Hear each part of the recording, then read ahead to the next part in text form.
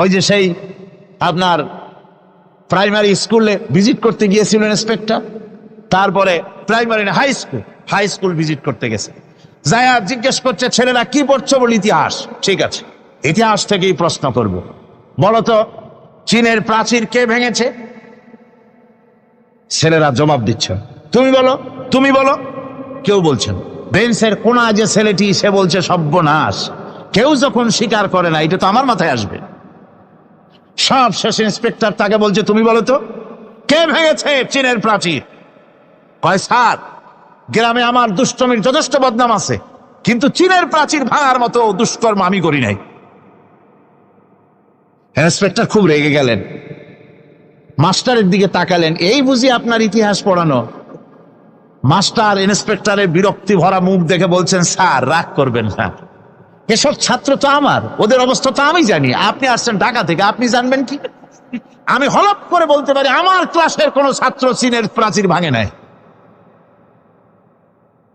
Inspector রাগ হইয়া চলে গেছে হেডমাস্টারের রুমে, যায় বলছে যে আমি আপনার স্কুলের গ্রান্টকে আমি নাকচ করে দেব, মঞ্জুরি আমি ক্যান্সেল করে দেব। কেন? এই অবস্থা। হেডমাস্টার বলছে স্যার রাগ করবেন না, আপনার জন্য কিছু টাকা পয়সাও রাখছি হাদিয়া, বড় একটা চর্বিযুক্ত খাসিও জবাহ করা হয়েছে, পুকুর থেকে রুই মাছ তোলা হয়েছে। তারপরেও আমার ছাত্ররা, টিচাররা বলার পরেও যদি আপনার সন্দেহ হয়ে থাকে যে আমার ছাত্ররাই ভাঙছে, তো ওই আপনি অসন্তুষ্ট হবেন না, রাগ করবেন না স্যার, ওই প্রাচীর ভাঙতে যা খরচ লাগে আমি কিছু খরচ দেবো, তো আপনি রাগ করেন না। এখন চিন্তা করেন, স্কুলের ছাত্র থেকে শুরু করে হেডমাস্টার পর্যন্ত জ্ঞানের বহর। তো বলতেছিলাম আপনি আমি ওজন স্তরে ফাটল ধরিয়েছি, তার অর্থ এই নয় যে আপনারা গিয়ে ওখানে কুড়াল মারিয়ে ওটারে ভাঙছেন। তাহলে ওটা কি হয়েছে? কোরআনে কারীমে রব্বুল আলামিন বলেন ওয়ামা সাবাকুম মিন মুসিবাতিন ফাবিমা কাসাবাত আইদিকুম ওয়া ইয়াফু আন কাসীর। যত বিপদ তোমাদের উপর আরোপিত হয়, সমস্ত বিপদ তোমাদের দুই হাতের কামাই করা। কে বলছেন? আল্লাহ পাক। ওজন স্তরে ফাটল ধরেছে, এটা বিপদ, বিশ্বের সমস্ত মানব সভ্যতা সৃষ্টি জগতের জন্য বিপদ। এই বিপদের জন্য দায়ী পৃথিবীর মানুষ। কিরকম? সেটা হচ্ছে গাড়ির পেছন থেকে যে কালো ধোঁয়া বের হয়, কল কারখানার চিমনি থেকে যে কালো ধোঁয়া বের হয়, এই কালো ধোঁয়াগুলি, তারপরে সমস্ত কেমিক্যাল উইপেন সেগুলি যে টেস্ট করা হয়, তার রিয়াকশন ইত্যাদি, এই কালো ধোঁয়া এবং সমস্ত মারণাস্ত্রগুলি এক্সপেরিমেন্ট করার সমস্ত এই রিয়াকশনগুলি সবগুলি গিয়ে ওই ওজন স্তরে ফাটল ধরিয়ে দিয়েছে, আস্তে করে পাতলা হয়ে এটা ফেটে গিয়েছে, অতি বেগুনি রশ্মি আসা শুরু করেছে। এটাকে বন্ধ করার জন্য বিজ্ঞানীরা আজ মরিয়া হয়ে গিয়েছে। ইনশাআল্লাহ আল্লাহ পাক তার বিজ্ঞানীদের মানুষের মাথায় বুদ্ধি এনে দিবেন, রিপেয়ারও হয়ে যাবে ইনশাআল্লাহ। সবাই বলেন ইনশাআল্লাহ। তাহলে বললাম কেন এ কথাটা? এই জন্য বললাম যে কোরআনে কারীমের মধ্যে আল্লাহ রাব্বুল আলামিন সব কথা বলে দিয়েছেন, কোনো কথা বাদ রাখেন নাই। পাহাড়গুলি ভেঙে আমরা ক্ষতি করতেছি, গাছগুলি কেটে আমরা ক্ষতি করতেছি, প্রকৃতির ভারসাম্য নষ্ট করে দিচ্ছি, ফলে সমুদ্রের পানি স্ফীত হচ্ছে, ভূমিকম্প বাড়তেছে, ঘূর্ণিঝড় হচ্ছে, টর্নেডো হচ্ছে, পৃথিবী বিধ্বস্ত হয়ে যাচ্ছে, ক্লাইমেটের পরিবর্তন আসছে। আজকে পৌষ মাস, এটা কি মাস? কত তারিখ?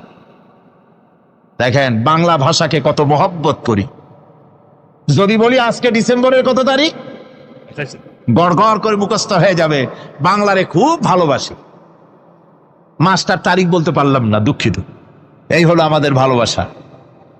আজকে পৌষ মাসের অর্ধেকও শেষ হয়ে যাচ্ছে, অথচ মনে হচ্ছে শীত যেন তার শ্বশুর বাড়ি বেড়াতে গেছে।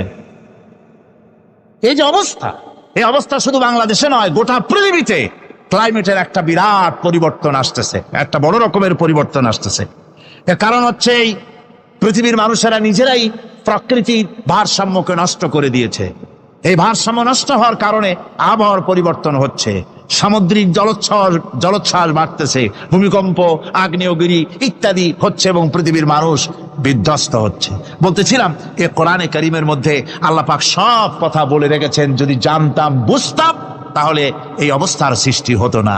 এটা বিজ্ঞানের বই নয়, রাজনীতির বই নয়, সমাজনীতির বই নয়, বরং সমস্ত নীতিমালার উচ্চ জ্ঞানের উচ্চ হচ্ছে আল কোরআন। জ্ঞানের উচ্চ কি? আরো জোরে বলেন, জ্ঞানের উচ্চ কি? আল কোরআন। পবিত্র কোরআনে এমন এমন ঘটনা আল্লাহ পাক বলেছেন যা ষষ্ঠ শতাব্দীর দুনিয়া এ সম্পর্কে কিছুই জানতো না। অবশ্য কিছু কিছু ঘটনা ইহুদিদের কিতাবে অতিরঞ্জিত আকার এবং বিকৃত অবস্থায় এসেছে, কিন্তু কোরআনে কারীম দুনিয়ার মানুষকে আদম সৃষ্টি, নূহের বন্যা, তারপরে মুসা আলাইহিস সালাম ফেরাউনের ঘটনা, ইব্রাহিম আলাইহিস সালামের নমরুদের ঘটনা এবং ইউসুফ আলাইহিস সালামের কাহিনী সবগুলিকে সুন্দর করে কোরআন শরীফ উপস্থাপনা করেছে রাসূলের মাধ্যমে, যা পৃথিবীর ইতিহাসে কেউ জানতো না। সেগুলি আল্লাহ পাক জানাইছেন কিভাবে? কোরআনে কারীম বলছে, তিলকা মিন আম্বাইল গায়বি নূহিহা ইলাইকা মা কুনতা তা'লামুহা আনতা ওয়ালা কওমুকা মিন ক্বাবলি হাদা। এ হলো সব অজ্ঞাত ঘটনা। সমস্ত ঘটনাগুলি আল্লাহ পাক তার হাবিবকে শুনিয়ে বলে দিলেন, সব অজ্ঞাত ঘটনা যা তুমি জানতে না, তোমার কোনো জানা ছিল না, আমি ওহীর মাধ্যমে তোমাকে সব জানাইছি।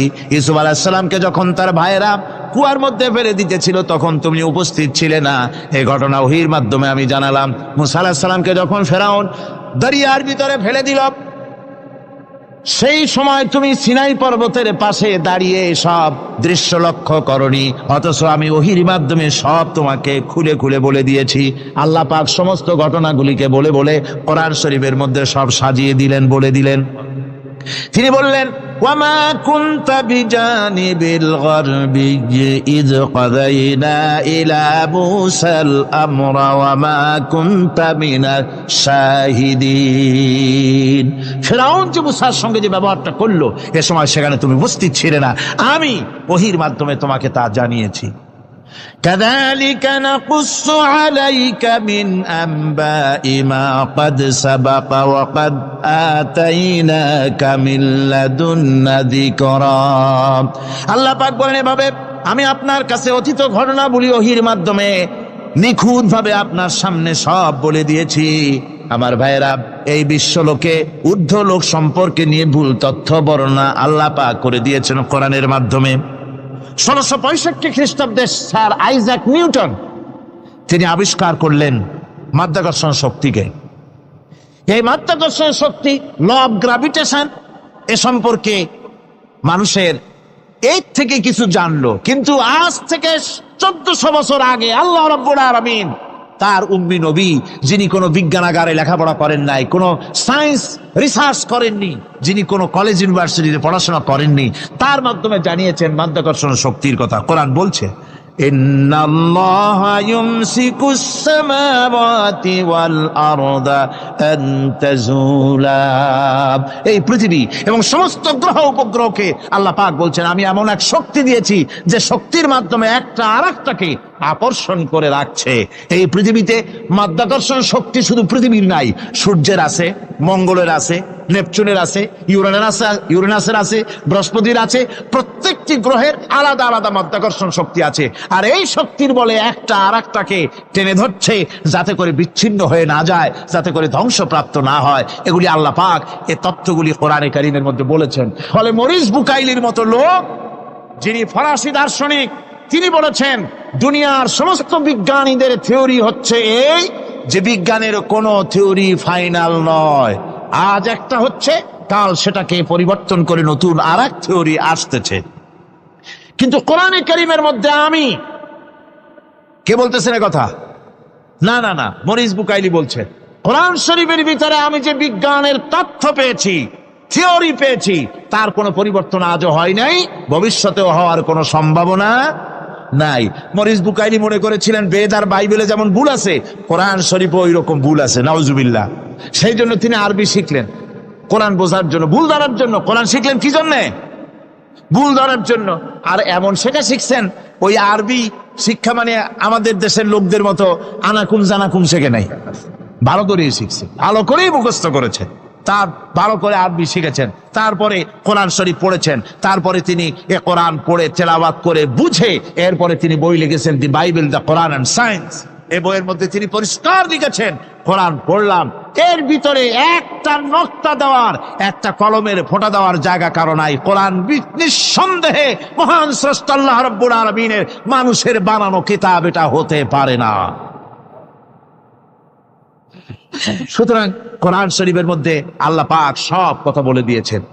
বিজ্ঞানের সাথে কিন্তু কোরআনের সংঘর্ষ নাই। অনেকে মনে করে যে বিজ্ঞান আর কোরআন এর মধ্যে বিরাট সংঘর্ষ। না, বিরাট সংঘর্ষ নয়, দুই একটা পয়েন্টে সংঘর্ষ থাকতে পারে। অধিকাংশ ব্যাপারই বিজ্ঞান, আমি মনে করি বিজ্ঞানের আবিষ্কার যত বাড়বে কোরআন বোঝা মানুষের জন্য তত সহজ হবে। এটা আমার ধারণা, এটা আমার ধারণা। বিজ্ঞানের সাথে দুই একটা পয়েন্টের উপরে সংঘর্ষ আছে, যেমন চন্দ্র এবং সূর্য সম্পর্কে, সৌরজগৎ সম্পর্কে Copernicus, Kepler, Galileo, Newton, Einstein মহাশূন্য সম্পর্কে যে সব বক্তব্য রেখেছেন, সেসব বক্তব্যের সাথে কোরআন শরীফের কিছুটা বৈপরীত্য রয়েছে। যেমন কেউ বলেছেন সূর্য ঘোরে, পৃথিবী স্থির, কেউ বলে সূর্যের চতুর্দিকে পৃথিবী ঘোরে, কেউ কয় চন্দ্র ঘোরে, কেউ কয় আমরা কি আর বসে থাকি, আমরাও ঘুরি। কিন্তু আসলে ঘোরেটাকে কে ঘোরে, এ ফয়সালা কে দেবে? কে দিবে বলুন তো? হ্যাঁ, ঠিক বলেছেন, আল্লাহই দিবেন, কারণ এগুলি সৃষ্টি করেছেন কে? এবার শুনুন, এই বিতর্কের মীমাংসা আল্লাহ পাক করছেন কোরআনে কারিমে বহু আগে। গ্যালিলিও, কেপলার, কোপারনিকাস এদের বলার অনেক আগে বিশ্বনবী জনাবে মুহাম্মদ রাসূলুল্লাহ সাল্লাল্লাহু আলাইহি ওয়াসাল্লাম তিনি বলে দিয়েছেন, আল্লাহর কথা তিনি বলেছেন, লাশ-শামসু ইয়ানবাগী লাহা আন তুদরিকাল কামারা ওয়ালাল লাইলু সাবিকুন নাহার ওয়া কুল্লুন ফি ফালাকিন ইয়াসবাহুন। প্রবল জ্ঞানী হইবে যাহারা, আপন মনেতে বুঝিবে তাহারা, রাত্রি পারে না আগে যাইবার দিনের স্থান করি অধিকার। চন্দ্র বাঁধে না সূর্যের গায়েতে, সূর্য পারে না চন্দ্রকে ধরিতে। যার যে স্থান বহাল রাখিয়া ভ্রমণ করিছে খোদাকে ডরিয়া। আল্লাহ রাব্বুল আলামিনকে ভয় করে সব ঘুরছে, চাঁদও ঘোরে, সূর্য ঘোরে, মঙ্গল ঘোরে, ইউরেনাস ঘোরে, বৃহস্পতি ঘোরে, পৃথিবীও ঘোরে। সব ঘুরছে তো ঘুরছেই, বন বন করে ঘুরছে একটা নির্দিষ্ট কক্ষপথে, আপন আপন কক্ষপথে ঘুরছে, যার ফলে অ্যাক্সিডেন্ট হয় না। সুবহানাল্লাহ, জোরে বলেন সুবহানাল্লাহ। নির্ধারিত কক্ষে ঘুরছে, নির্ধারিত কক্ষে ঘুরছে। এর কক্ষগুলি আল্লাহ পাক ঠিক করে দিয়েছেন, সেই কক্ষে ঘুরতেছে, একে অপরের পথ অতিক্রম করতেছে না। আবার ওই মহাশূন্যের ভেতরে রয়েছে black hole. Black hole, black hole কি? ব্ল্যাক হোল হচ্ছে একটা বিরাট অন্ধকার গহ্বর, একটা মৃত্যুকূপ। এত বড় বিরাট ব্ল্যাক হোল মহাশূন্যে আছে, বিজ্ঞানীরা হয়রান হয়ে গেছে। তার এত বড় শক্তি, সে শুধু তারা খায় না, কোন তারকা ঘুরতে ঘুরতে যদি তার কাছে এসে যায় তারাকে খেয়ে ফেলে। কোন আলো যদি কাছে আসে, আলো শুষে নিতে নিতে আলো যার থেকে এসেছে সেটাকেও শেষ করে ফেলে। এ ধরনের একটা দারুণ আকর্ষণী শক্তি তার মধ্যে আল্লাহ সৃষ্টি করেছেন। একটা ব্ল্যাক হোল আছে মহাশূন্যের ভিতরে। সূর্য, চন্দ্র, গ্রহ, নক্ষত্র, যে সূর্য পৃথিবীর চাইতে 13 লক্ষ গুণ বড়, এমন 2 কোটি সূর্য খাইয়া হজম করতে পারে এত বড় ব্ল্যাক হোল আল্লাহ তৈরি করে রেখেছেন মহাশূন্যের উপরে। রয়েছে মিল্কি ওয়ে, রয়েছে গ্যালাক্সি, অন্তত 10,000 কোটি, 10 সহস্র কোটি তারকা দিয়ে সমৃদ্ধ গ্যালাক্সি মিল্কি ওয়ে, যেটা অন্ধকার রাত্রে, তারকা সজ্জিত রাতে উত্তর দক্ষিণ দিকে টানা একটা পথের মতো দেখা যায়। এটা হচ্ছে গ্যালাক্সি, এইটাকে বলা হয় মিল্কি ওয়ে। এটা হচ্ছে ছায়াপথ। অসংখ্য তারকা এর মধ্যে রয়েছে। কত বড় বড় তারকা, অনেক দূরে। তাই আমরা দেখি বিন্দু বিন্দু, আসলে কি বিন্দু না। কত বড় জানেন? বিজ্ঞানীরা বলেছেন দৈত্যের মতো বিরাট বিরাট তারকা আছে, যে সূর্য পৃথিবীর চাইতে 13 লক্ষ গুণ বড়। এরকমের সূর্যের অন্তত 3 কোটি সূর্য খাইয়া হজম করতে পারে এরকম অসংখ্য তারকা মিল্কি ওয়ের ভিতরে আল্লাহ সৃষ্টি করেছেন। সুবহানাল্লাহ বিহামদিহি, সুবহানাল্লাহ। আর মানুষ লাফায়, 4 আঙ্গুল মানুষ খালি লাভ দেয় মোষ কতগুলো রাখিয়া,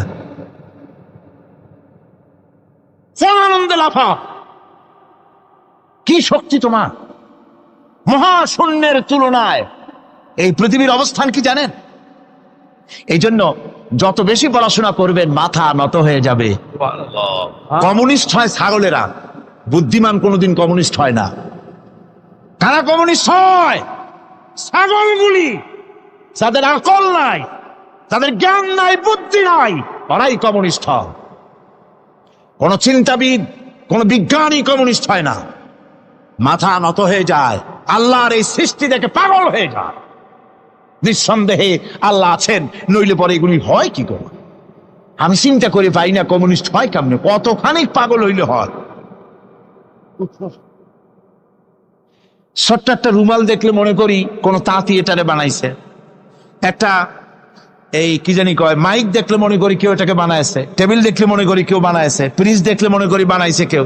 একটা সুই দেখলে মনে করি কেউ এটাকে বানাইছে। আর এই বিশাল পৃথিবী, ওই বিশাল আকাশ, কমিউনিস্টরা কয় এমনি এমনি হইছে। আমার বন্ধুগণ, মাথা নত হয়ে আসবে চিন্তা করলে কি বিশাল সৃষ্টি আল্লাহ পাকের। এই ছায়াপথ, এই গ্যালাক্সি, এর তুলনায় পৃথিবীর অবস্থান কোথায়?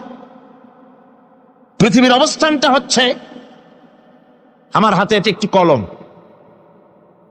এই কলমটা কাগজের উপরে আমি যদি এই নিপটা রাখি, কাগজের ভিতরে নিপে যতটুকুন জায়গা টাচ করবে, মহাশূন্য গ্যালাক্সি মিল্কি ওয়ে, আল্লাহর ওই মহাশূন্যের তুলনায় পৃথিবীর অবস্থান একটা কলমের নিপে যতটুকুন জায়গা নেয় এর থেকে বেশি নয়।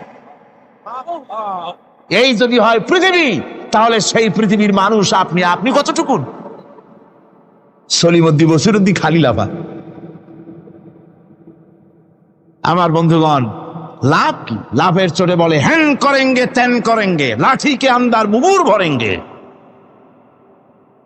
কয়দিন পর শোনা যায় শীত হয়ে পড়ছে, কিছু নাই। সুতরাং আল্লাহ পাকের অসীম সৃষ্টি জগৎ, এর সঙ্গে বিজ্ঞানের সংঘর্ষ কম, দুই একটা পয়েন্টে আছে।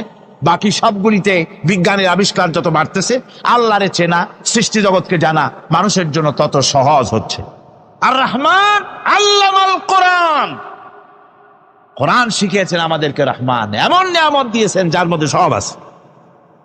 মানুষ সৃষ্টির ব্যাপারে, মানব সৃষ্টির ব্যাপারে নির্ভুল তথ্য যদি পেতে হয়, তাহলে কার কাছে যাব? জোরে কন। আল্লাহর কাছে যেতে হবে। আর আল্লাহর কাছে না যাইয়া মানব সৃষ্টির রহস্য যদি জানতে যাই ডারউইনের কাছে, তাহলে আপনার মামু হবে সুন্দরবনের বান্দরেরা। ঠিক কিনা? বান্দরেরা হবে মামু, শিম্পাঞ্জি ওরাং ওটাং হবে আপনার নানা আর দাদা। তার কারণ ডারউইন সাহেব বলেছেন মানুষ এর পূর্বপুরুষ হলো বাঁদর, শিম্পাঞ্জি, ওরাং ওটাং।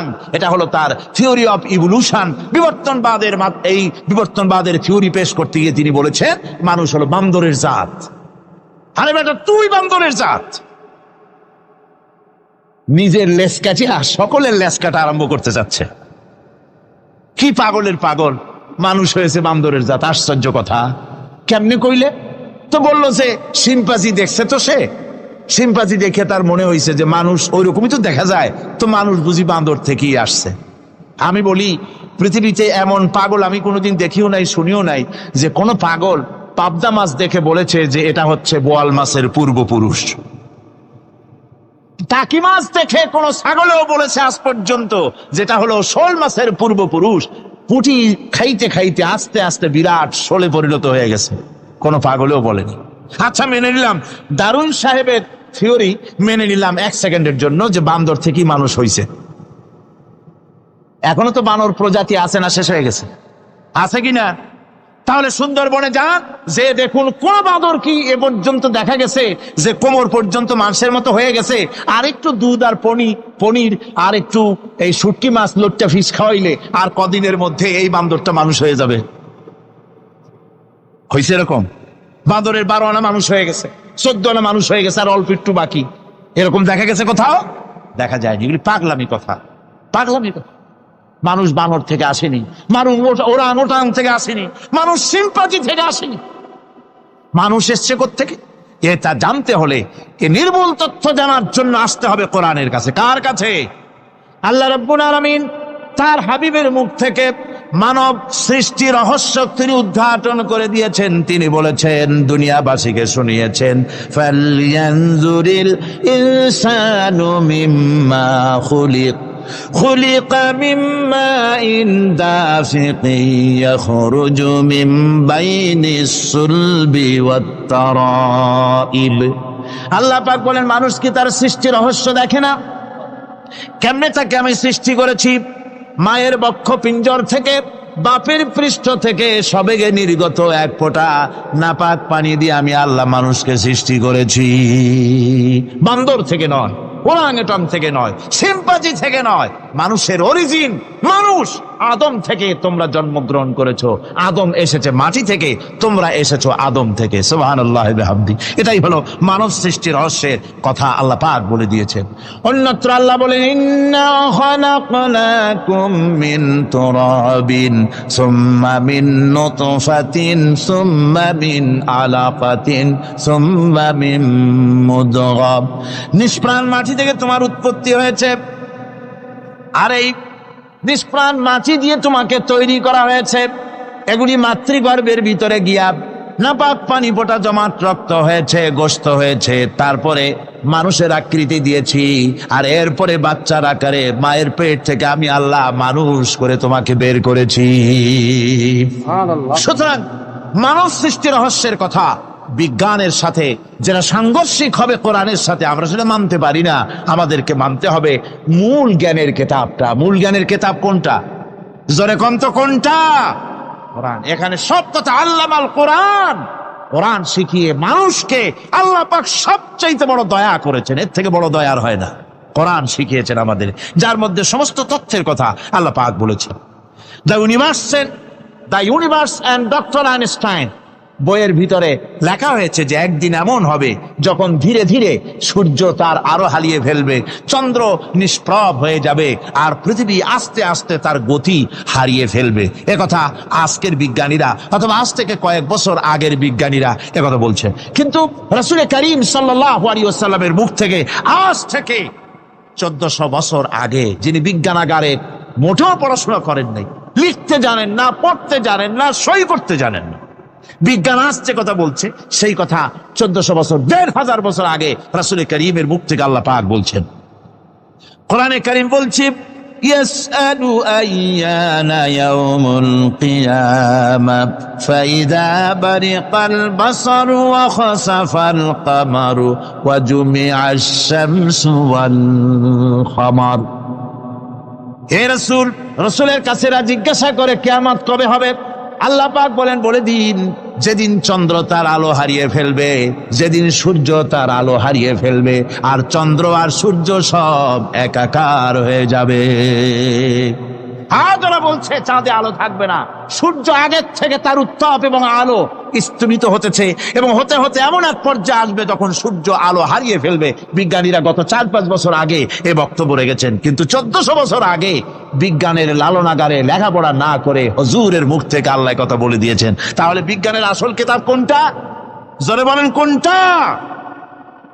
আল্লাহ পাক আরো বলেন, ইজা শামসু কুবিরাত ওয়া ইযান নুজুমুন কাদারাত ওয়া ইযাল জিবালু সুজ্জিরাত। তারকাগুলি, সূর্যের আলো থাকবে না, নক্ষত্রগুলো স্থানচ্যুত হয়ে যাবে, কক্ষচ্যুত হয়ে যাবে, পাহাড়গুলিকে পরিচালিত করে দেওয়া হবে, কিছুই থাকবে না, সব শেষ হয়ে যাবে। বিজ্ঞানীরা আজ বলতেছে যে সব শেষ হয়ে যাবে, কিছুই থাকবে না, সব শেষ হবে। বিজ্ঞানীরা বলতেছেন, কোরআন অনেক আগে বলেছে, কুল্লু মান আলাইহা ফান ওয়া ইয়াবকা ওয়াজহু রাব্বিকা যুল জালালি ওয়াল ইকরাম। সব শেষ হয়ে যাবে, বিশ্বে যা কিছু আছে সব লয় হবে, ক্ষয় হবে, ধ্বংস হবে, কিচ্ছু থাকবে না, থাকবেন শুধু আল্লাহ সুবহানাহু ওয়া তাআলা। সুবহানাল্লাহ ওয়া বিহামদি। কোরআনে কারীম একথা বহু আগে আমাদেরকে জানিয়ে দিয়েছে। সুতরাং আসল জ্ঞানের কিতাবটাই হচ্ছে কোরআনে কারীম। এই কোরআনের কাছে আমরা যত যেতে পারবো, যত কোরআন বুঝতে পারবো, ততই আমাদের জন্য আমরা সমৃদ্ধ হতে পারবো, আমাদের উপর আল্লাহর রহমত আসবে, আমরা সমাজ চালাতে পারবো, আমরা দেশ চালাতে পারবো, আমরা দুনিয়ায় শান্তি পাবো, আমরা আখিরাতেও মুক্তি লাভ করতে পারবো। কোরআনে কারীম সমস্ত বিজ্ঞানের উৎস, দর্শনের উৎস। এইটা না জানলে কিছুই জানা হয় না, এইটা জানা হলে সব জানা হয়। পণ্ডিত আপনার ডক্টর শহীদুল্লাহ, আল্লাহ জান্নাত নসিব করুন, সবাই বলুন আমিন। তিনি বলতেন, বড় বড় সেমিনারে গিয়ে বলতেন তিনি, যে আপনারা যারা বক্তব্য রাখতে এসেছেন, জনগণকে বলছি না, যারা বক্তব্য রাখতে এসেছেন, MA পাস করেছেন, ডিগ্রি করেছেন, PhD করেছেন, FRCS করেছেন, বহু কিছু ডিগ্রি আপনারা লাভ করেছেন, নামের আগে 6 হাত লম্বা ডিগ্রি আপনারা লাগাইছেন, আপনারা পণ্ডিত ঠিকই, কিন্তু এই কোরআন শরীফের জ্ঞান যদি আপনাদের না থাকে, আপনারা পণ্ডিত, তবে আপনারা মূর্খ পণ্ডিত। কি পণ্ডিত? কি পণ্ডিত? মূর্খ পণ্ডিত।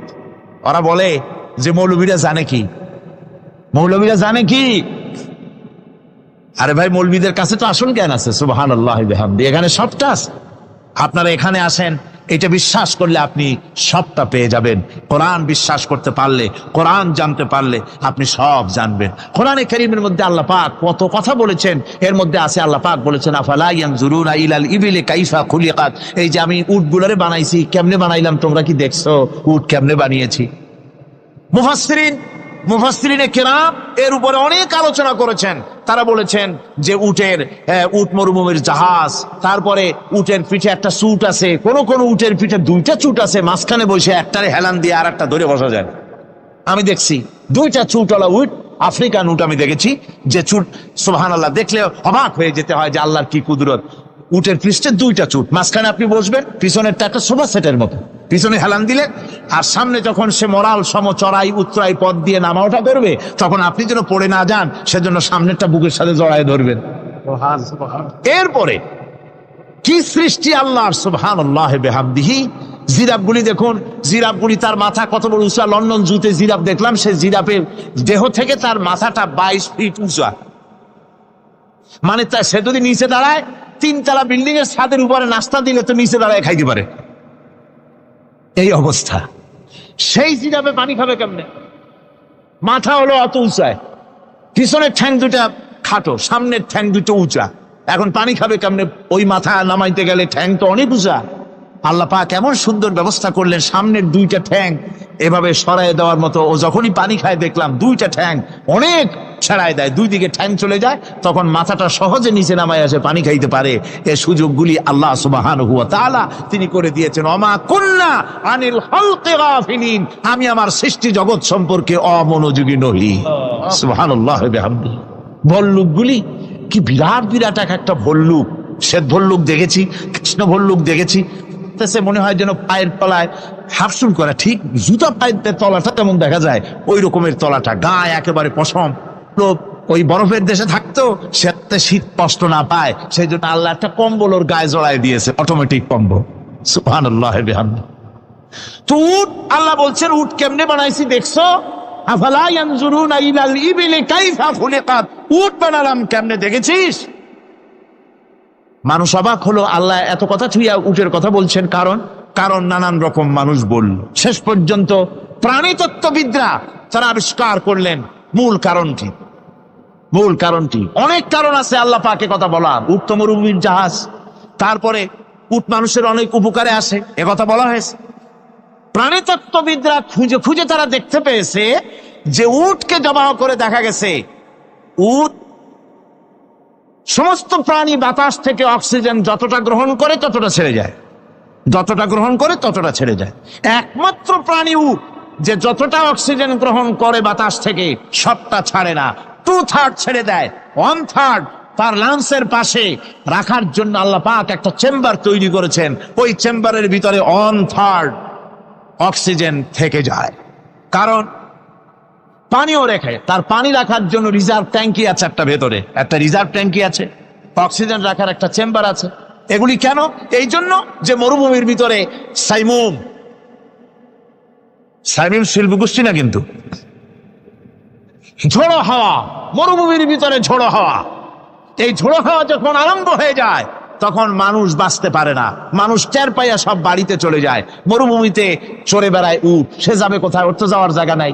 7 দিন 8 দিন 1 সপ্তাহ 2 সপ্তাহ পর্যন্ত এই মরুভূমিতে ঝড় চলতে থাকে, বালুর ঝড়, কিচ্ছু দেখা যায় না। ওখানে দেখছিলেন বালুর পাহাড়, কালকে আজকে দেখবেন বালুর পাহাড় এখানে চলে আসছে। এইভাবে পাহাড় তৈরি হয়ে যায়, বালি উড়ায় নিয়ে যায় বাতাসে। এই বাতাসের ভিতরে বালু উঠতে থাকে সমানে, মানুষ প্রাণী কিছুই সেখানে শ্বাস করতে পারে না, বাঁচতে পারে না। উটের মতো প্রাণী যে মরুভূমিতে থাকে, ও বাঁচবে কি করে? আল্লাহ সুবহানাহু ওয়া তাআলা ওর লাংসের পাশে অক্সিজেন রাখার চেম্বার করে পানির ট্যাঙ্কি তৈরি করে দিয়ে রেখে এমন কায়দা করেছেন, ও যখনই টের পায় যে ঝড় শুরু হবে, সাথে সাথে ঠ্যাং দিয়া মুখ দিয়া গর্ত করে বালুর ভিতরে মাথা ঢুকাইয়া 1 সপ্তাহ 2 সপ্তাহ থাকতে পারবে মাটির তলে, অক্সিজেনের অভাব হবে না। আফালা ইয়ানজুরুনা ইলাল ইবিলি কাইফা খুলিকাত, দেখো নাকি কিভাবে সৃষ্টি করেছি আমি এই সুন্দর উটকে, একবার দেখো।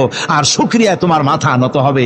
যত বড় কমিউনিস্ট হও, আল্লাহর শ্রেষ্ঠের জন্য সেজদা দিতে বাধ্য হবে যদি তোমার ঈমান এতটুকুনো থাকে। জান্নাতীরা খামোশ হয়ে বসে থাকবেন। বিশ্বনবী মুহাম্মদ রাসূলুল্লাহ সাল্লাল্লাহু আলাইহি ওয়াসাল্লাম তখন বলবেন, হায় আল্লাহ রাব্বুল আলামিন, জান্নাতীরা আমার উম্মতেরা, তারা বুঝতেই পারে নাই তোমার কাছে যা বেশি আছে সেটা তারা বুঝতে পারে নাই। আয় আল্লাহ তাআলা, জান্নাতীরা সব নেয়ামত পেয়েছে ঠিক, কিন্তু যার জন্য আরামের ঘুমকে হারাম করে গভীর রাত্রে জেগে জেগে তাহাজ্জুদের নামাজ আদায় করে চোখের পানি ফেললো, যার জন্য জিহাদ করলো, যার আইন কায়েমের জন্য শহীদ হলো, যার জন্য মান ইজ্জত শেষ করলো, হিজরত করলো, কষ্ট করলো, রক্ত দিল, জীবন দিল, সেই আল্লাহকে তারা এখনো দেখতে পারে নাই। ওয়ালাদাইনা মাজিদ এর তাফসীরে বলা হয়েছে, আল্লাহর কাছে যেটা আসে তিনি দর্শন দিবেন। নবী করিম সাল্লাল্লাহু আলাইহি ওয়াসাল্লাম এই কথা যখন বলবেন যে আল্লাহকে আমাদের এই আমার জান্নাতীদের আল্লাহকে এখনো দেখা হয় নাই, যে আল্লাহর জন্য সব করলো তারে এখনো দেখা হলো না, আল্লাহ তাআলা তখন আপন কুদরতে তার সামনের সব পর্দাকে সরিয়ে দিবেন। সুবহানাল্লাহ। হাসরবাসীরা তখন আল্লাহ তাআলা কোরআনে কারিমে বলছেন, রব তাকিয়ে থাকবেন বান্দাদের দিকে, আর বান্দারা তাকিয়ে থাকবে রবের দিকে। সুবহানাল্লাহ। এর মধ্যে কত লক্ষ বছর পার হয়ে যাবে কেউ বুঝতে পারবে না। দুঃখের রাত পোহাতে খুব কষ্ট হয়, আর সুখের রাত কোন ফাঁকে আজান হয়ে যায় টের পায় না, ঠিক না? আল্লাহকে দেখতে থাকবে মানুষেরা। সুবহানাল্লাহ, সুবহানাল্লাহ। আল্লাহকে বলি, আয় আল্লাহ তাআলা, জান্নাতের যে অনুষ্ঠানে তুমি তোমার দর্শন মুবারক দিয়ে জান্নাতীদেরকে তুমি ধন্য করবে, সেই মজলিসের কোন এক কোনায় কানায় আমাদের মতো গুনাহগারদের একটু জায়গা করে দিও আল্লাহ তাআলা। জীবনের সব থেকে বড় কামিয়াবি। সুতরাং আল্লাহ রাব্বুল আলামিন, তাকে দেখা যাবে না, কিন্তু তার সৃষ্টি জগৎ থেকে তাকে চেনা যায়। এত সুন্দর ফুল, এটা এমনি এমনি হতে পারে না। হযরত ইমাম আবু হানিফা রাহমাতুল্লাহ আলাইহির সাথে এক নাস্তিকের বাহাস হওয়ার কথা। সে নাস্তিক অস্বীকার করেছে আল্লাহ নাই। ইমাম সাহেব বলেছেন আছেন। আচ্ছা ঠিক আছে, তর্ক হবে, বিতর্ক অনুষ্ঠান হবে। ইমাম সাহেব তার আসার সময় চাইতে প্রায় 1-2 ঘন্টা ডিলে হয়ে গেল। নাস্তিক উপস্থিত জনগণকে বলল, যে লোক তার ওয়াদা রক্ষা করতে পারে না তার সাথে আবার বহস কিসের? এ কথা বলতে বলতেই ইমামে আজম আবু হানিফা রাহমাতুল্লাহ আলাইহি মঞ্চে উঠে এসেছেন। নাস্তিক বলল, আপনার সাথে আমার তর্ক করার উৎসাহ হারিয়ে ফেলেছি। কেন? আপনি যে এতটা সময় ওয়াদা খেলাপ করলেন, 2 ঘন্টা হয়ে গেল, মূল অনুষ্ঠানের শুরুতে আপনি আসলেন না। তিনি বললেন যে তুমি নিরুৎসাহিত হবে তো আমার কাছে দেরি হলো কেন? তারপরে না বলবা। আচ্ছা ঠিক আছে, আপনি বলেন কেন দেরি হলো? তিনি বললেন, আমি এই জায়গায় আসতে গিয়ে সামনে একটা নদী বাঁধলো, এখন আমি আসবো কেমনে? মহাচিন্তায় পড়ে গেলাম, কিভাবে যাব? পারাপারের কোনো ব্যবস্থা নাই। হঠাৎ দেখলাম পাশে একটা গাছ, আগে দেখিনি, দেখি যে একটা বড় গাছ। গাছটা কেমনে কেমনে কাইতে হয়ে পড়ে গেল, কেমনে কেমনে তাড়াতাড়ি করে কতগুলি তক্তা হয়ে গেল, ফটাফট তক্তাগুলি লাগে একটা নৌকা হয়ে গেল, লাফ দিয়ে পড়লো নদীতে। আমি চট করে উঠলাম সেই নৌকায় আর পাড়ি দিয়ে আসলাম। ওই তক্তাগুলি ফাটতে চিটতে আর লোহাগুলি লাগতে তড়িৎ গতিতে তাড়াতাড়ি হইতে যতটুকু সময় লাগছে আমার আসতে ওই জন্য দেরি হয়েছে। সুবহানাল্লাহ পরে কর। এখন নাস্তিক কয় যে আপনার সাথে আমি তর্ক মোটেই করবো না। কেন? কয় যে আপনার মাথার স্ক্রু ঠিক আছে কিনা। কয় কি জন্য? কয় আপন ইচ্ছায় একটা গাছ ফট করে এরকম হয়ে গেল, কোন করাত ছাড়া মিস্ত্রি ছাড়া গাছগুলি চিরে ভেরিয়া তক্তা হয়ে গেল, আর কোন রকমের মিস্ত্রি ছাড়াই জোড়াতালি লেগে নৌকা হয়ে গেল, আর মাঝি ছাড়া পালায় গেলেন। আপনার মস্তিষ্কের স্ক্রুগুলি ঢিলা, আপনার সাথে আমি তর্ক করব না। তিনি বললেন, নাস্তিক শোনো, বিনা মিস্ত্রিতে একটা গাছ চিরে ভেরে তক্তা হইতে পারে না। তোমার দলিল। বিনা মিস্ত্রিতে কতগুলি তক্তা একত্রিত একটা নৌকা হইতে পারে না, তাহলে বিশাল আকাশ বিনা মিস্ত্রিতে কেমনে তৈরি হইল? তোমার এই পা থেকে শুরু করে মাথা পর্যন্ত এই সুন্দর দেহ কেউ সৃষ্টি করে নাই, এমনি এমনি কলা গাছের মধ্যে হইছে তুমি। নাস্তিকের চোখ খুলে গেল। বলেন কি? আমি তো এইভাবে চিন্তা করি রে, আমি মুসলমান হয়ে গেলাম। লা ইলাহা ইল্লাল্লাহু মুহাম্মাদুর রাসূলুল্লাহ।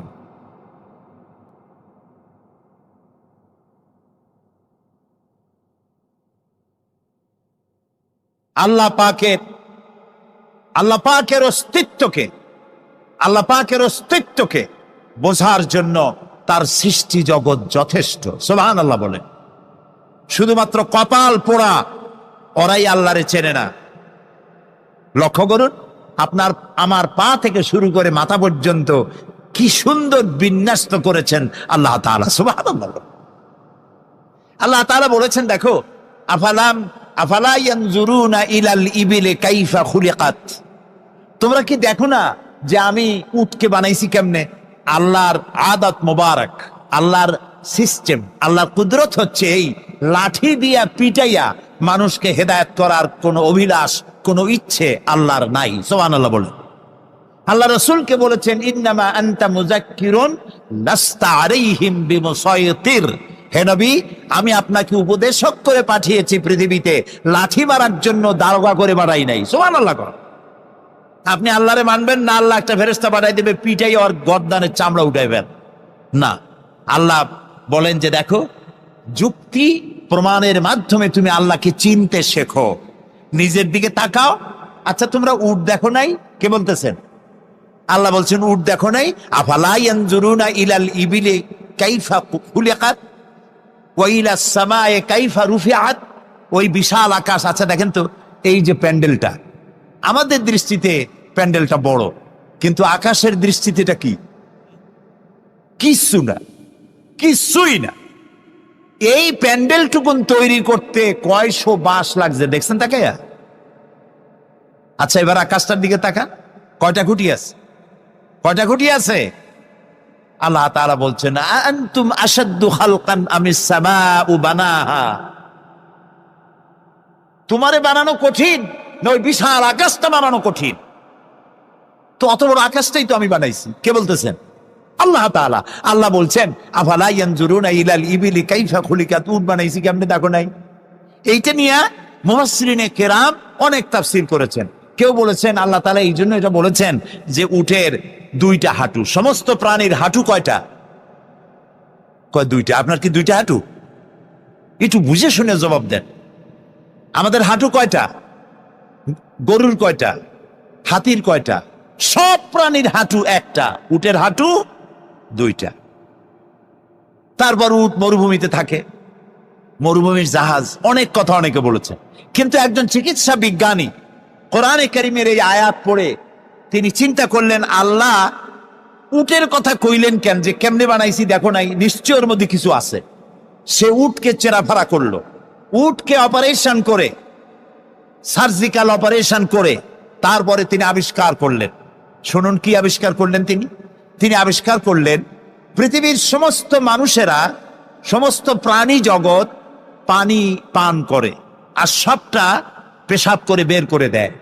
উট একমাত্র প্রাণী পানি পান করার পর সবটা খাইয়া হজম করে না। তার লাঞ্চের কাছে আলাদা একটা চেম্বার আছে, ওই চেম্বারে কিছুটা পানি সেখানে সে রিজার্ভ রাখে। গেল 1 নম্বর। 2 নম্বরে পাওয়া গেল অক্সিজেন। প্রাণী জগৎ বাতাস থেকে অক্সিজেন গ্রহণ করে আর কার্বন ডাই অক্সাইড করে এটাকে বের করে দেয়। উট একমাত্র প্রাণী অক্সিজেন যতটা গ্রহণ করে ততটা ছেড়ে দেয় না, প্রত্যেকে কিছুটা জমা করে রাখার জন্য তার বুকের মধ্যে একটা জায়গা আল্লাহ একটা চেম্বার তৈরি করেছেন, ওখানে অক্সিজেন জমা থাকে, একদিকে পানি আর একদিকে অক্সিজেন শ্বাস প্রশ্বাসের জন্য। কারণ কি? কারণ হলো মরুভূমিতে বালুর ঝড় হয়, যাকে আরবিতে বলা হয় সাইমুম, বালুর ঝড়। এই ঝড় যখন শুরু হয় তখন একটানা ঝড় চলতে থাকে 2 দিন 3 দিন 1 সপ্তাহ চলতে থাকে। মানুষেরা টের পেয়ে যার যার আশ্রয় গ্রহণ করে। উট তো মরুভূমিতে চড়ে বেড়ায়, সে এইটাকে পালাবে কোথায়? সে বাঁচবে কি করে মরুঝড়ের মধ্যে? বালির ঝড়, বৃষ্টির মতো বালি পড়ে গাড়ি ডুবে যায়, পাহাড় ডুবে যায়, এই অবস্থা হয়ে যায়। উট বাঁচবে কি করে? আল্লাহ রাব্বুল আলামিন উটের দেহ তৈরি করার সময় এমন ব্যবস্থা করে দিলেন, উট যখন টের পায় বালুর ঝড় হবে, সঙ্গে সঙ্গে তার সামনের 2টা পাও দিয়া বালু সরায় দিয়া তার মাথার গলার অর্ধেকটা বালুর মধ্যে ঢুকায় দিয়া 5 দিন 7 দিন যেন থাকতে পারে, পানি আর অক্সিজেনের জন্য, সে যেন মারা না যায়। এর জন্য আল্লাহ রাব্বুল আলামিন তার বুকের মধ্যে পানি আর অক্সিজেন রাখার ব্যবস্থা করেছেন। আফালা ইয়ানজুরুনা ইলাল ইবিলি কাইফা খুলিকাত, কেমনে উট বানাইছি দেখো নাই? সুবহানাল্লাহ বলে। আল্লাহ রাব্বুল আলামিন তার এই বিশাল সৃষ্টি, আকাশ জমিন, গাছপালা, তরু লতা, কীট পতঙ্গ, সাগর নগর সব তৈরি করে তারপরে আল্লাহ তাআলা বলছেন, এবার তাকাও আমার আকাশের দিকে, তাকাও আমার জমিনের দিকে। আল্লাযী খালাকা সাবআ সামাওয়াতিন তিবাকা মা তারা ফি খালকির রহমানি মিন তাফাউত। তাকাও আমার আকাশের দিকে, তাকাও আমার জমিনের দিকে। আল্লাহ তাআলা বলছেন, দেখো কোনো ভুল আছে নাকি? হাল তারা মিন ফুতুর, কোনো ভুল দেখতে পাও? কে জিজ্ঞেস করছেন?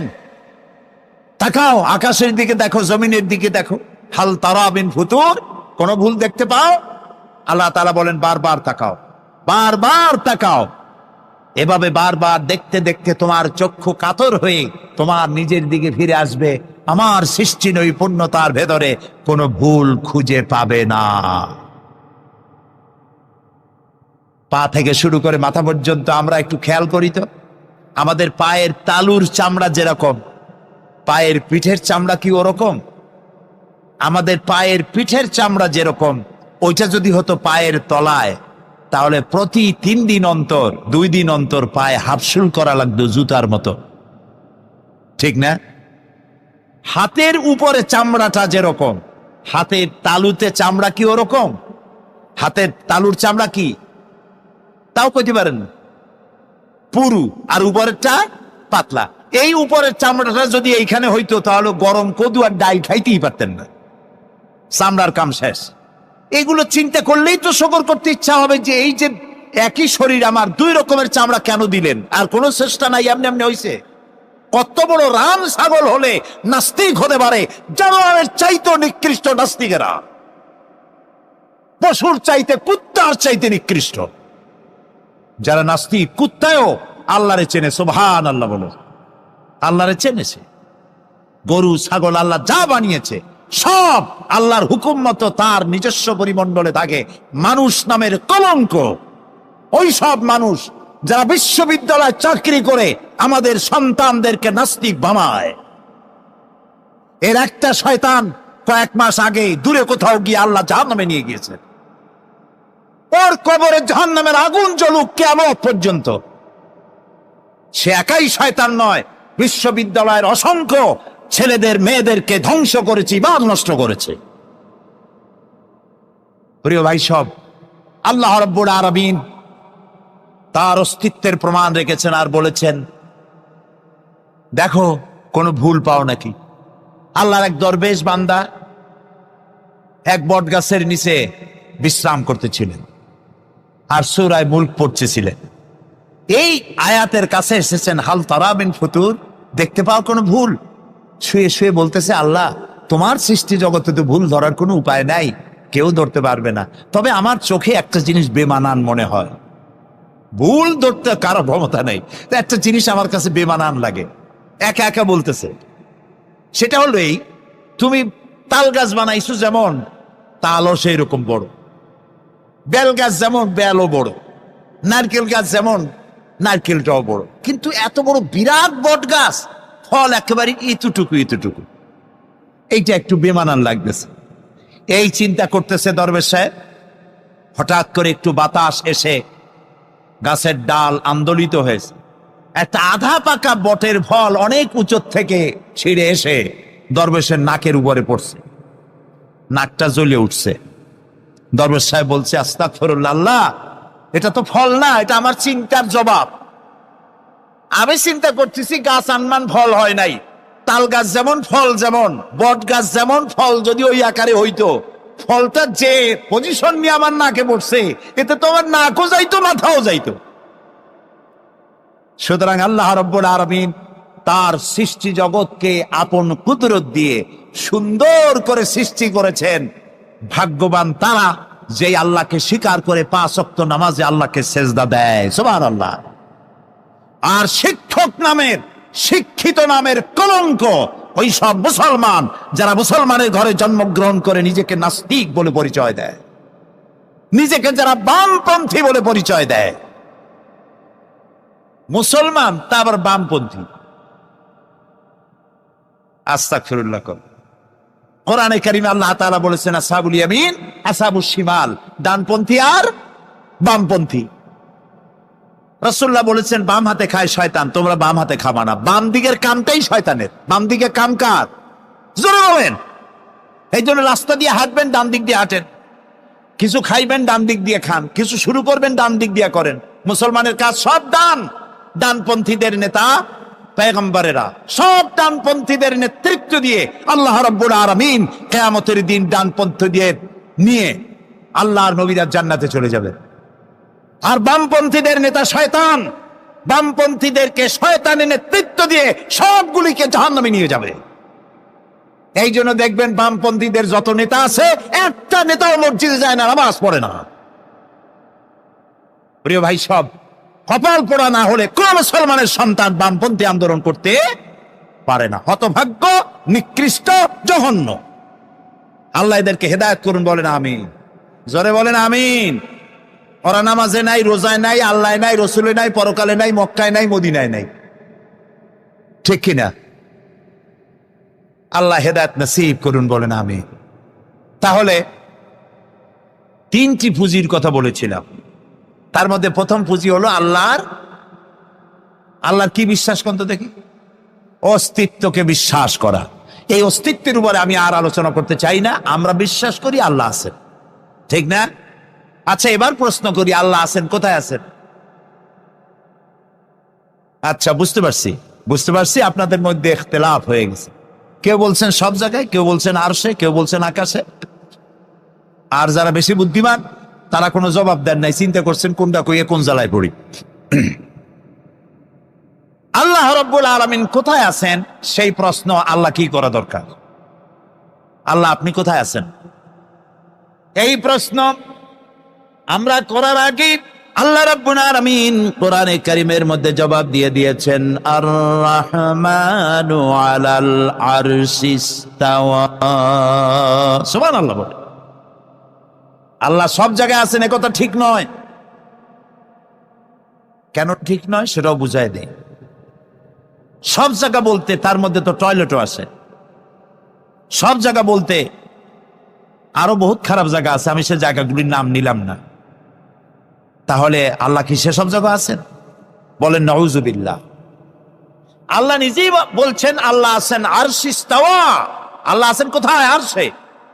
আল্লাহ যে আরশে আছে সেই জন্যই তো মানুষেরা হাত উঁচু করে আল্লাহর কাছে, এরকম বলে যে উপরওয়ালা, বলে না, না নিচুওয়ালা বলে, সব জায়গাওয়ালা এরকম বলে, উপরওয়ালা বলে। আল্লাহ আছেন আরশে, কিন্তু প্রত্যেক রাতে তিনি প্রথম আকাশে আসেন। সুবহানাল্লাহ। বান্দাদেরকে ডাকার জন্য আসেন। আল্লাহ সর্বত্র জ্ঞান রাখেন। তার ইলমের মধ্যে এক চুল পরিমাণ জায়গা আকাশেও নাই, জমিনেও নাই যে আল্লাহ রাব্বুল আলামিন ওই জায়গাটুকুন সম্পর্কে তাৎক্ষণিকভাবে অবহিত নন। এমন এক চুল পরিমাণ জায়গা আকাশেও নাই, জমিনেও এটাই হলো আল্লাহ সব জায়গার জ্ঞান, তার ইলমের মধ্যে সব তিনি জানেন। এ কথা একটি ছোট্ট আয়াতের মধ্যে এভাবে বলা হয়েছে, وَيَعْلَمُ مَا فِي الْبَرِّ وَالْبَحْرِ وَمَا تَسْقُطُ مِنْ وَرَقَةٍ إِلَّا يَعْلَمُهَا। এই পৃথিবীতে জমিনের ভিতরে কি হয়, সমুদ্রের অতল তলদেশে কি হয়, সব আমি জানি। এমনকি এই পৃথিবীর কোন একটি গাছের পাতা যদি পড়ে যায়, কোন দেশের কোন গাছের কোন পাতা পড়েছে সে খবর আমি আল্লাহর কাছে হয়ে যায়। এটি আমি বললাম, বানায় বললাম, এটি কোথায় আছে? তো আল্লাহ রাব্বুল আলামিন কোরআনে পরিষ্কার করে বলে যে একটা পাতার খবর যদি আল্লাহর কাছে হয়, তাহলে আমরা কোথায় কি করি তিনি টের পান না? অবশ্যই টের পান। এটি আমাদের মনে রাখতে হবে। তো আল্লাহ তাআলা, তার উপরে আমাদের বিশ্বাস হচ্ছে এই যে তিনি আরশে ইস্তাওয়া, আরশে আছেন, এবং তিনি না জানেন না দেখেন এমন কিচ্ছু নাই, না শোনেন এমন কিচ্ছু নাই। এমনকি সমুদ্রের অতল তলদেশে ছোট্ট পাথরের ভিতরেও যদি একটি পোকা যদি পালায়ে থাকে, এমন পোকা যা মাইক্রোস্কোপ যন্ত্র ছাড়া দেখা যায় না, এমন একটি পোকা আটলান্টিক বা প্রশান্ত মহাসাগরের অতল তলদেশে থেকে যদি ক্ষুধার যন্ত্রণায় চিৎকার মারে, কেউ শোনে না। আরশের মালিক আল্লাহ রব্বুল আলামিন বলেন আমি শুনতে পাই। সুতরাং তিনি সব শুনতে পান, তিনি দেখতে পান, এবং সবকিছু তার নলেজে আছে। এ হচ্ছে আল্লাহর অস্তিত্বে বিশ্বাস। 2 নম্বরে আল্লাহর সিফাতে বিশ্বাস। 2 নম্বরে কি বলেন? সিফাত মানে কি? গুণ। বলেন কি? গুণাবলীতে বিশ্বাস। আল্লাহর নাম আল্লাহ, বলেন তো। আল্লাহ নয়, কিন্তু আল্লাহ হচ্ছে অশুদ্ধ, শুদ্ধ হচ্ছে আল্লাহ। বলার সময় মুখটা গোল হয়ে যাবে। বলেন তো, সবাই উচ্চারণ করেন আল্লাহ, আবার বলেন আল্লাহ, আবার বলেন আল্লাহ। সুবহানাল্লাহ, কি মধুর নাম, কি মজার নাম। কোন বান্দা যদি অন্তরের অন্তঃস্থল থেকে একবার যদি বলে আল্লাহ, আল্লাহ রাব্বুল আলামিন 70 বার সাড়া দিয়ে জিজ্ঞেস করেন বান্দা কি চাও, আমি শুনছি। আল্লাহ হচ্ছে ইসমে জাত, আর সিফাতি নাম হচ্ছে বাকি 98টা নাম। মোট ওয়ালাহুল আসমাউ হুসনা, আল্লাহ তাআলা রয়েছে পবিত্র নাম, অনেক নাম, 99টা নাম। কয়টা নাম? আল্লাহ হচ্ছে ইসমে জাত। এই যে আমরা অনেক সময় খোদা বলি, খোদার কসম, খোদার কিরা, খোদা হাফেজ বলি না আমরা? এই খোদা শব্দ যতটা সম্ভব এই শব্দ উচ্চারণ থেকে বিরত থাকা উচিত, কারণ আল্লাহর 99 নামের মধ্যে খোদা বলে কোনো শব্দ নাই। কেউ যদি 10 লক্ষ বার খোদা বলে, একবার আল্লাহ বলার সমান হবে না, হবে না। কেমন খোদা বলে আল্লাহ নিজের নামকে পরিচিত করেন নাই। আল্লাহর নাম হচ্ছে আল্লাহ, আল্লাহর নাম কি? আর বাকি হলো গুণবাচক নাম। তিনি রব, তিনি রাজ্জাক, তিনি ওয়াদুদ, তিনি জব্বার, তিনি কাহ্হার, তিনি রহমান, তিনি রহিম। এরকম আছে না নাম? সব গুণবাচক নাম। এই আল্লাহকে বিশ্বাস করতে হবে। 1 নম্বরে তার অস্তিত্ব, তিনি আছেন। 2 নম্বরে গুণ সহকারে বিশ্বাস করতে হবে। আমরা পানিকে বিশ্বাস করি, সে চুবাইয়া ডুবাইয়া মারতে পারে, এই হিসাবে